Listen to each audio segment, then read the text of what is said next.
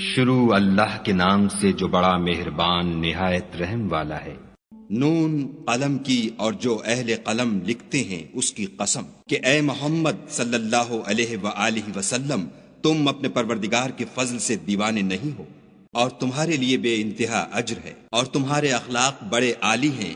سو ان قریب تم بھی دیکھ لوگے اور یہ کافر بھی دیکھ لیں گے کہ تم میں سے کون دیوانہ ہے۔ تمہارا پروردگار اس کو بھی خوب جانتا ہے جو اس کے رستے سے بھٹک گیا، اور ان کو بھی خوب جانتا ہے جو سیدھے رستے پر چل رہے ہیں۔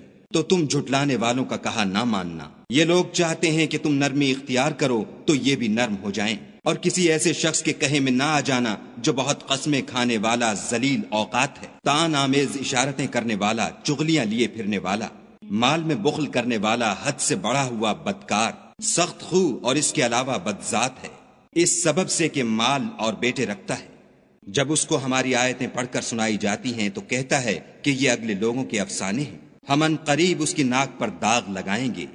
ہم نے ان لوگوں کی اسی طرح آزمائش کی ہے جس طرح باغ والوں کی آزمائش کی تھی، جب انہوں نے قسمیں کھا کھا کر کہا کہ صبح ہوتے ہوتے ہم اس کا میوہ توڑ لیں گے، اور انشاءاللہ نہ کہا۔ سو وہ ابھی سو ہی رہے تھے کہ تمہارے پروردگار کی طرف سے راتوں رات اس پر ایک آفت پھر گئی، تو وہ ایسا ہو گیا جیسے کٹی ہوئی کھیتی۔ جب صبح ہوئی تو وہ لوگ ایک دوسرے کو پکارنے لگے کہ اگر تم کو کاٹنا ہے تو اپنی کھیتی پر سویرے ہی جا پہنچو۔ تو وہ چل پڑے اور آپس میں چپکے چپکے کہتے جاتے تھے کہ آج یہاں تمہارے پاس کوئی فقیر نہ آنے پائے، اور کوشش کے ساتھ سویرے ہی جا پہنچے، گویا کھیتی پر قادر ہیں۔ جب باغ کو دیکھا تو ویران کہنے لگے کہ ہم رستہ بھول گئے ہیں، نہیں بلکہ ہم برگشتہ بخت بے نصیب ہیں۔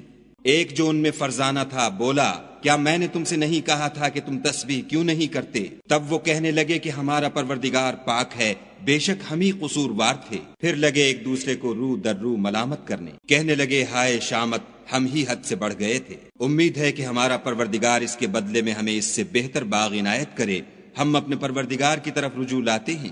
دیکھو عذاب یوں ہوتا ہے، اور آخرت کا عذاب اس سے کہیں بڑھ کر ہے، کاش یہ لوگ جانتے ہوتے۔ پرہیزگاروں کے لیے ان کے پروردگار کے ہاں نعمت کے باغ ہیں۔ کیا ہم فرما برداروں کو نافرمانوں کی طرح نعمتوں سے محروم کر دیں گے؟ تمہیں کیا ہو گیا ہے، کیسی تجویزیں کرتے ہو؟ کیا تمہارے پاس کوئی کتاب ہے جس میں یہ پڑھتے ہو کہ جو چیز تم پسند کرو گے وہ تم کو ضرور ملے گی؟ یا تم نے ہم سے قسمیں لے رکھی ہیں جو قیامت کے دن تک چلی جائیں گی کہ جس شے کا تم حکم کرو گے وہ تمہارے لیے حاضر ہوگی؟ ان سے پوچھو کہ ان میں سے اس کا کون ذمہ لیتا ہے؟ کیا اس قول میں ان کے اور بھی شریک ہیں؟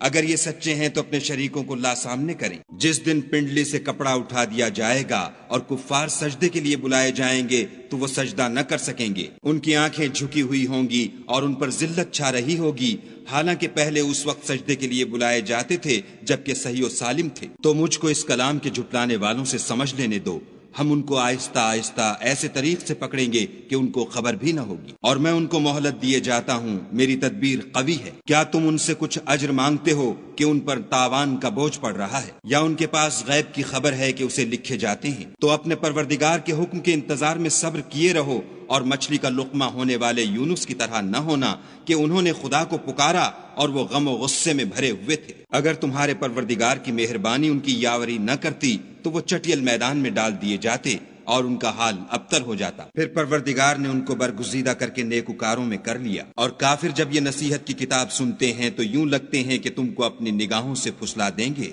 اور کہتے ہیں کہ یہ تو دیوانہ ہے۔ اور لوگو، یہ قرآن اہل عالم کے لیے نصیحت ہے۔